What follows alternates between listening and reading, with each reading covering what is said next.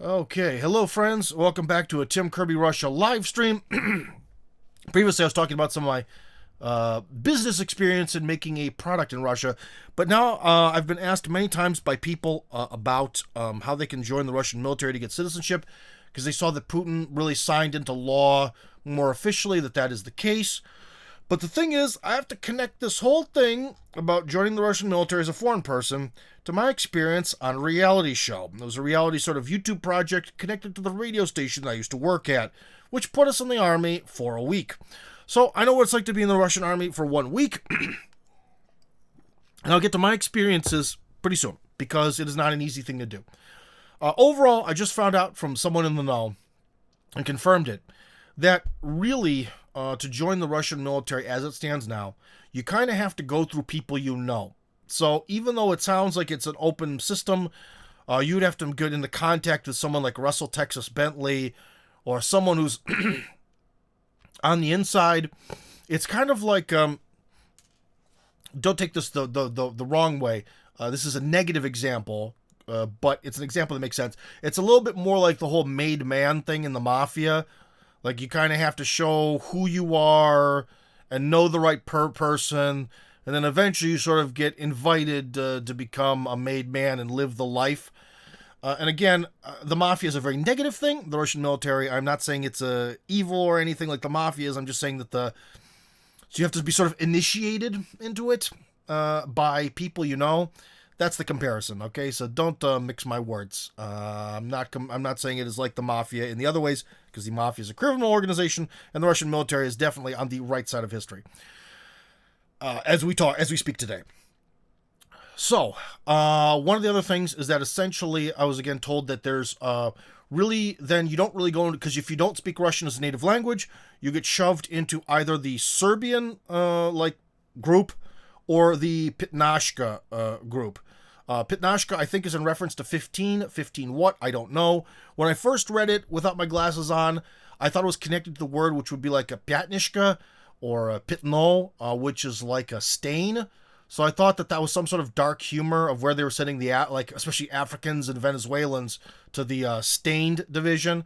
But I think it has to actually do with the number 15. 15 what? Who knows? But so anyways, getting in is not easy.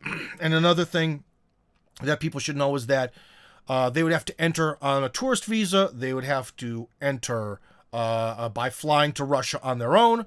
One of the interesting things is that if they were to tell the border guards that they're entering Russia to join up in the military, they would actually technically be committing a crime and maybe not let into the country. Because on a tourist visa, you're supposed to come as a tourist, not to join the Russian military. So it is much like the Russian immigration process as a whole. It is a little bit about who you know. It is opaque, it is mystical, it is confusing, and it offers no guarantees. Okay? Another thing that I'd also mention is that we have to get into the definition of, well, I can tell you, as an American, I can tell you for sure, one of the clear definitions of what treason is in the United States is fighting for a foreign army against the forces of the United States, against Americans. Now, America only supports Ukraine, but there are American trainers and all sorts of NATO instructors and all that stuff on the ground, many of whom have been killed. So the question is, if you go back at some point in the future to visit your ailing mother-in-law or something in America, or whatever, for whatever reason, someone could say, you fought kind of against America in a sense. So you're a traitor and life in jail. Or death penalty, depending. So that's one thing, is that if someone was going to do this, if they were going to join the good fight down in the Donbass, they should really understand that is a ticket with no way back. Because, I'll put it this way, there's a lot more tolerance for people who have negative views of Washington, who work in the media, than people might actually directly take action. So essentially you have to understand that if you do this, there is no way out of it. Recently, someone who was claiming that they actually did do this, I believe from Italy, wrote that they had an absolutely horrible experience. They hated all of it, this, that, and the other. And let me then explain to you why. So, remember, this is something you do at your own risk. And if you were to join the Russian military, especially in a soft World War III, where the Russian military is basically fighting a NATO proxy, don't be surprised if you can never go back home. Don't be surprised if you get declared to be a criminal. Just something to think about. But that's on you. And of course, as an American citizen, I can never advocate doing any sort of crime in any form against the laws, or especially the Constitution of the United States. Cannot defy the Constitution. But the definition of treason, I think that's actually from the Constitution about fighting against U.S. troops. There's a few other things that the Supreme Court has ruled. But anyways, that's more on the constitutional level, so I'm not going to ever advocate anything against that. So, if you do this not because Tim Kirby wanted you to, you did it because you chose to do it on your own. So, here is the next thing. So, why did this Italian guy supposedly, some of his story didn't add up, and whenever anyone's story doesn't add up, or especially when I can sort of mention to them, there are errors in their story, and they just blow by and they don't answer, that's always kind of a real red flag for me. It means the person either is lying, and they're not doing a good job of it, or there's someone who is very mentally confused, like they're, how should I put it? They're really, really out of it. They're just not there mentally, okay? And that kind of person, there's nothing you can do. They're in their own universe. They're not going to respond to rational arguments or stimuli. You just kind of have to let them, like a sailboat with no crew on the ocean. You just have to let them go where the wind and the waves take them. And that's about all you can do. So a lot of his story didn't add up, but one thing that did sort of add up or meet expectations is that people don't understand that why are the Russians known for having this really tough military prowess and all that is because they actually take it seriously. And being in the Russian military is nothing like being in the military of a NATO country. This isn't a country club. This is a real, military fighting force. So again, as part of a reality show, where I was there for a week, they said, how do they end basic training? You have to run, or jog, I should say. Run is kind of a vague word. Let's say jog 25 kilometers at the end of summer, so in the heat, 25 kilometers in armor. So you have your breastplate, backplate, your helmet, and your gear. So you're carrying probably 25 kilos worth of stuff on you, all included, and you have to jog 25 kilometers. I think there might be some breaks along the way, but there are very few people who can do that. I guess after 3 months of really hard physical training, maybe a lot of people could be built up to it. I can't. I couldn't do that. I can, like you might be saying, but Tim, you play American football in the big leagues. Yeah, I'm surprised that I can go, I can tell you, playing with no substitution in the big leagues, I can play an entire game of American football with a little bit of extra juice left for overtime. That is not a 25-kilometer full armor. That's a different story. That's a different story. So the first thing is, if you want to be in the Russian military, can you load yourself up with a ton of gear and at the end of summer, when it's hot, and jog 25 kilometers virtually nonstop? I don't think most people can do it. So that's number one. And this is another reason why the Russians win. Number two, one of the training things that we had is a question is, how afraid of heights are you? Because one of the training exercises they do to psychologically put you in the army is you're on a 2-story, either like a plank or a building or whatever, and you're ordered to advance. The plank ends. So essentially you're ordered to walk the plank off a 2-story building, okay? And just hit the fucking ground. You have to do it. I did it, and that's one of the reasons I had to have a bunch of procedures, painful procedures done on my knees. Of course, my knees were in bad shape, but this is what really sparked it, is advance forward, again, with equipment. So it's not just your body weight, it's the equipment weight too. Advance with your 25 kilograms and your gun and all this stuff, and go right off the edge of a 2-story building, full march, and just hit the ground. Can you do it? Could you do it every day? I don't know.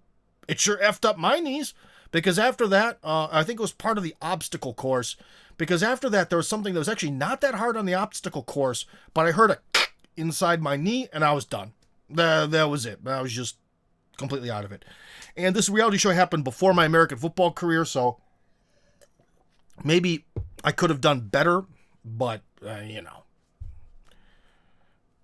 Another thing. I don't know if you've ever been tear gassed. It's rough. But one of the things they do is, again, to make Russian soldiers tough, is they gas you while you're doing stuff.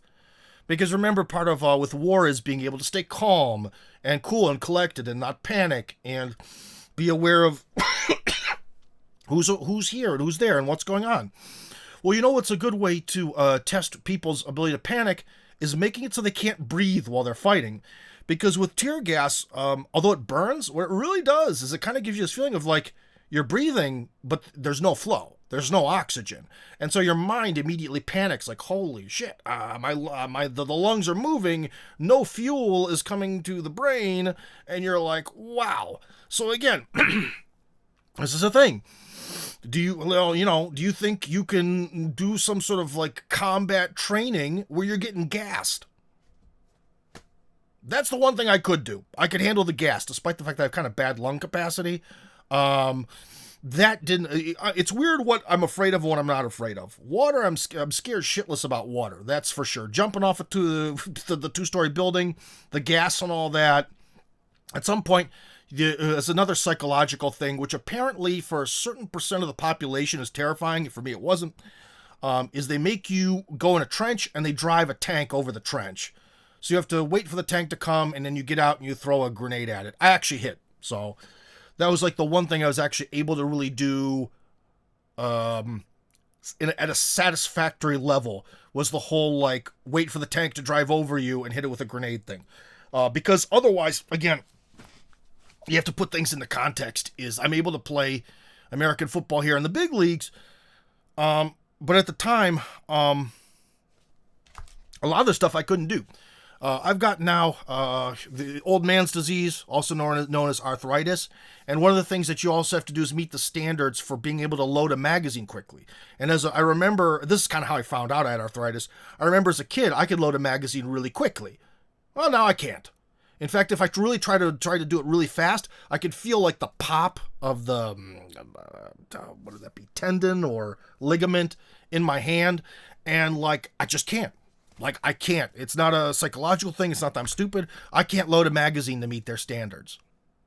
Okay? So, that's another thing to think about. Like, this is tough. This is really, really tough. And they are going to push you to the absolute edge. One of the other things is, remember, with the American military, there's like toilet paper. And, you're out in the field. I don't know if you're using dirty rags or whatever you can find, or leaves or whatever. I mean, you might not be showering for days. You might not be. There's going to be zero comfort. This is the Russian military, or at least especially from my 7-day experience as part of a reality show and not part of an actual military contract. It is rough. And you are not gonna, you got to be used to it. If you think there's going to be any sort of comfort or any sort of fun, there is no fun. Unless, one of the other things is you have to fight. You have to MMA fight the other guys in your squad. Now, again, I have bad lungs. So, one of the key things you need to be good at MMA fighting is to not get gassed. And, well, that happened to me.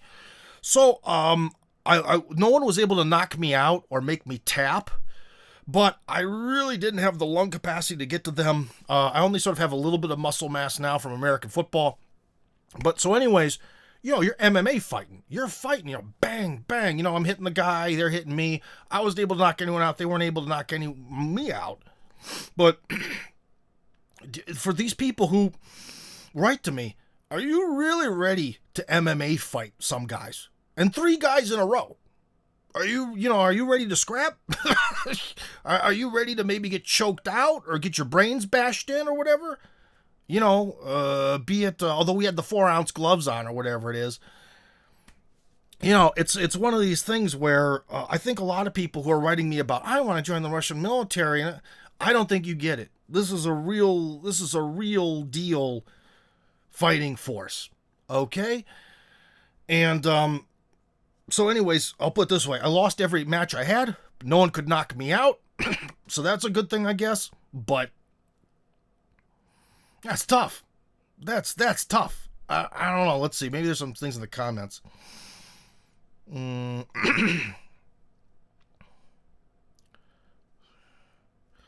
Oh, someone says if you were to renounce your citizenship, then any sort of accusations of treason would, or they wouldn't be able to convict you of treason. Obviously, because you'd be a non-citizen if someone were to renounce.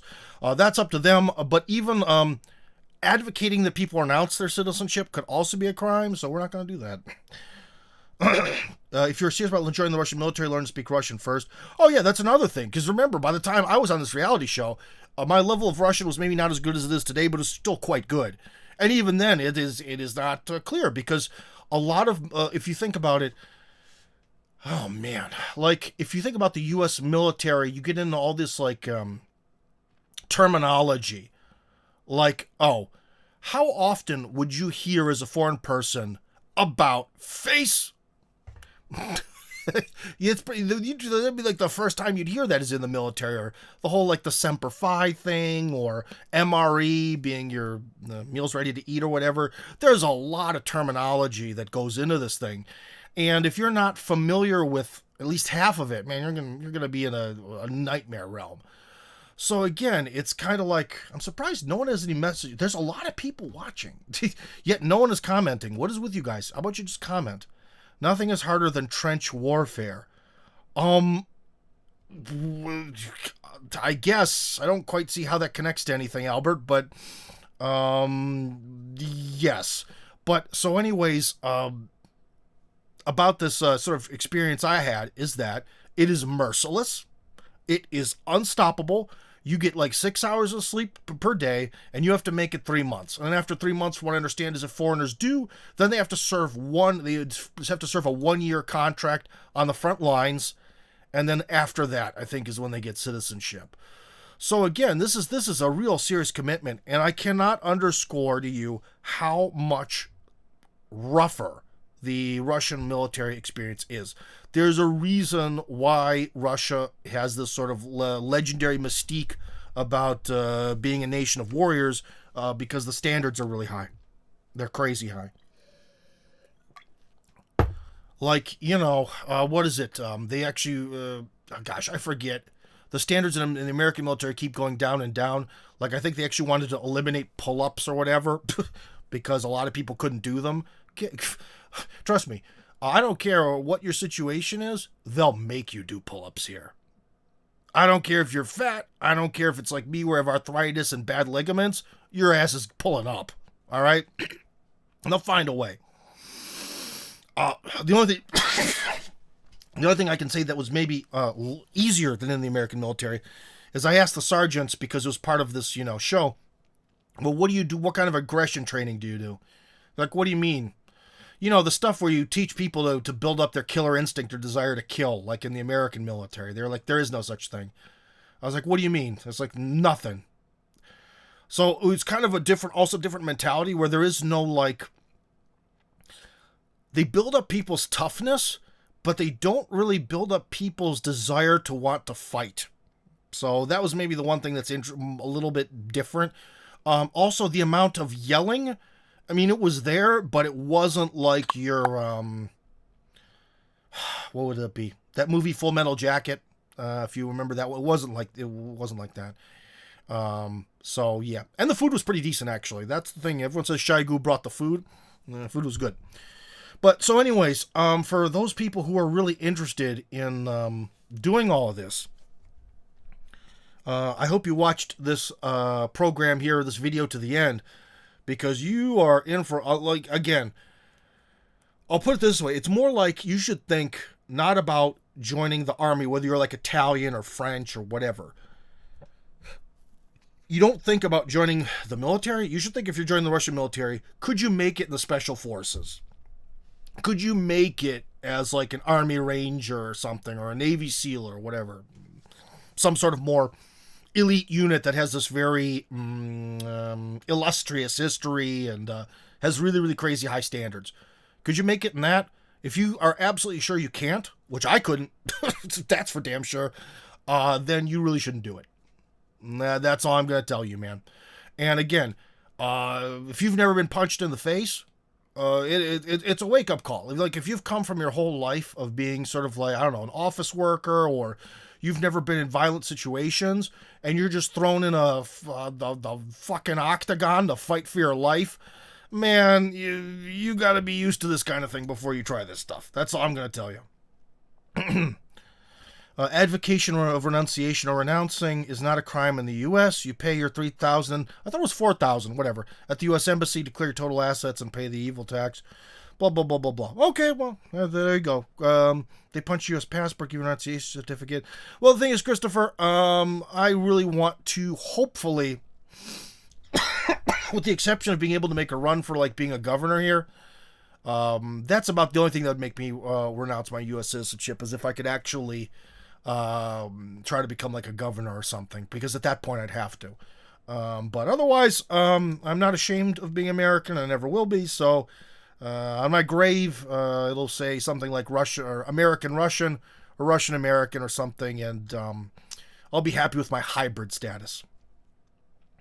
I mean, trench warfare is both psychologically and physically exhausting. Yes, Albert, but what? So what? We're talking about if someone should get into the military here to go through basic training as a foreign person. So what if trench warfare is the hardest? How does that have... That's not related to the topic. At least you don't have to file with the IRS anymore. That is true. I still file with the IRS every year. I'm a good peon. So, anyways, unless someone wants to call in, no one wants to call in or have a question. I don't think I have too much to say. But then maybe, I guess, here... Oh, wait, if you guys have questions, it's really time to call in. You can ask about anything. But again, to be clear, is remember, too, so when I did this, I was at the age of maybe 35. This was before I did American football, so before I got in good shape again. So this is like office worker dad bod, completely out of shape, right? And what was the ultimate result of 1 week of this, military training? It was blew out both knees, especially I think the right one. I forget which one was worse. Completely blew out both knees to the point where within 2 months or something, I had to begin these procedures because I was literally in the market for a wheelchair. Think about that. Okay? They're going to push you hard. Be ready. If this is what you want to do with your life, be ready. But it's going to be rough. And not only are they going to push you, they're going to push you screaming in a language you don't understand. And you better learn to understand it. Because again, when it comes to fighting a war and you get orders, you got to execute those orders. And I get confused. Because napravo and nalevo and krugom all sound kind of the same when there's a bunch of noise in the background and your lungs are filled with tear gas. So, there you go. Anyways, the other Christopher writes, I think we aren't commenting because you, Tim, are excellent storyteller, saga teller. Thank you very much. I appreciate that. Humans traditionally have used this method. Okay, well, yeah, I know human beings have used storytelling as a means of communication for thousands of years. We do know that. But thank you. Much appreciated. But I don't think I have too much more to say about this. I just wanted to tell the people that, okay, so I guess we'll do our recap and we'll get the heck out of here. Is that to join the Russian military as a foreign person right now could make you a criminal or traitor in your home country. It means that you have to come to Russia essentially on a tourist visa and try to get in through contacts. Again, I said it's kind of like being made a made man in the mob, not because the Russian army is committing crimes, but because it's like this thing where you have to be sort of brought into it by people you know in a sort of like semi kind of secret way. So it is a bit obtuse, it is a bit obfuscated, and so on. And if you do it, it will be the hardest thing physically, maybe not mentally, it depends on the person. It'll probably be unless you have military experience. Like if you were some Army Ranger that's retired, then you know what you're getting into. But if you're a normie, like I am, it is the hardest thing physically you'll have to do. And again, with me, it took 7 days to completely destroy my knees. There you go. And lose 3 MMA fights. and breathe in a lot of tear gas and fight with basically everyone that was part of this project. And yeah, so I am not. Oops, sorry, a little sweaty there. So yeah, it was not not a pleasant experience. And you should know that it is going to be rough. So if you want to do it, you can do it, but there could be consequences, and they could be physical or legal in your home country. So get ready.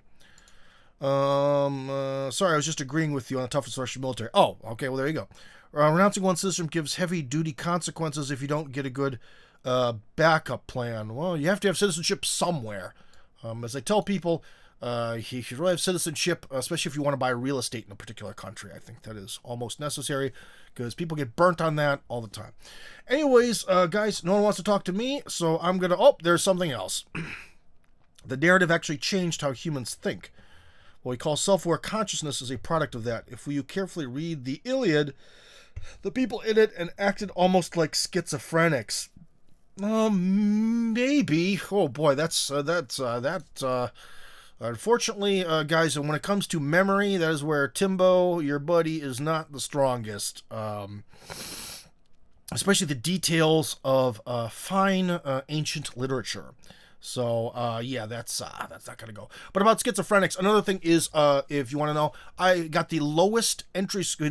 I was only able to be in the, let's just say, for the sake of being very open about this, I did not pass the psychological examination. So one of the things that even happened was only because as part of the show I was able to do it. I couldn't ever enter the Russian military as a contract soldier because I couldn't pass the psychological exam. In fact, I had the worst result they had ever seen, which was a 3 out of 10. Because I'm a loner, I get a lot of headaches, I don't have any friends. Yeah, so there you go. There are certain qualities of basically, usually people who are more... able to have friendships and meaningful interrelations with people tend to be better soldiers because they work as a group.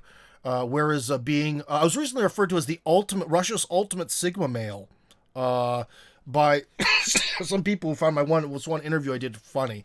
So Russia's ultimate Sigma male, it does not have the proper mentality for the army. They would have never let me in because I'd be a danger to other people.